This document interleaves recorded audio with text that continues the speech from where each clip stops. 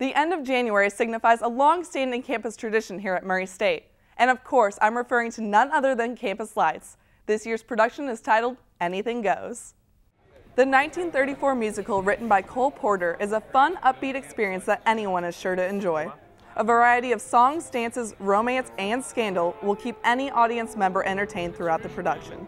The main story behind Campus Lights is Billy Crocker. He's the main character of this production. He falls in love with a debutante named Hope, and he stows away on this boat that he knows that his boss is going to be on there, and he had some affections for another girl named Reno.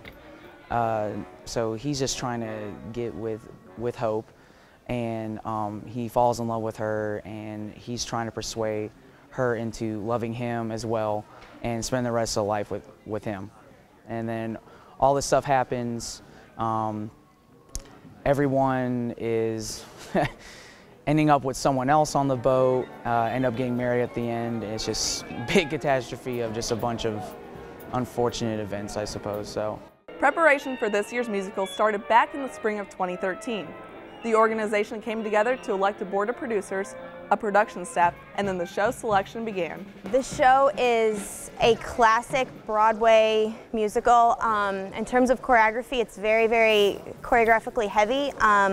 A lot of tap, a lot of big ensemble numbers, but then a lot of also more individualized duets and solo character numbers that are so much fun to choreograph, simply because the music is so diverse and so much fun. The show is both physically and emotionally demanding because of the musical numbers, the style, the ranges, and the story that the actors have to communicate. I've tried to emphasize throughout this process that it's not just enough to have a pretty voice. You've got to be able to tell a story and connect with what you're singing about, and all of the cast members have done that fabulously.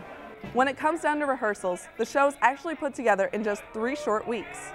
These students definitely show that hard work and dedication can really pay off. Murray State is proud to say that Campus Lights is the longest running student-produced and performed musical in the South. We have a number in the show. It's the second number in Act 2, and it's called Blow, Gabriel Blow. And it is a 7.5 to 8 minute long musical number, depending on the tempo that the pit takes. And the biggest challenge has been when we received the soundtrack, it was in a different order than what the actual musical score has. And it's also a little bit longer in terms of how much instrumental break is in the number itself. So having to last minute choreograph and add sets or take sets away depending on if the music was different was definitely a big challenge. It was definitely a challenge for the cast members to learn all of that so much. But I mean, they pulled up from it. They did a good job, and I'm really excited for the number once we actually put it with the set.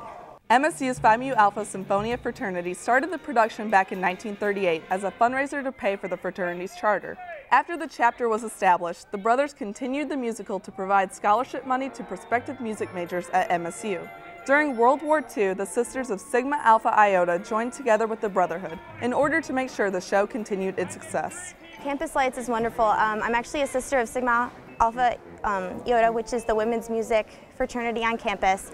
So I've been around Campus Lights since I was initiated into the fraternity, and I've always enjoyed coming to the shows, seeing them. I love the fact that it is 100% student run, because that means that it's a learning experience for everybody, from the cast to the directors to the producers. Everybody involved is learning something new.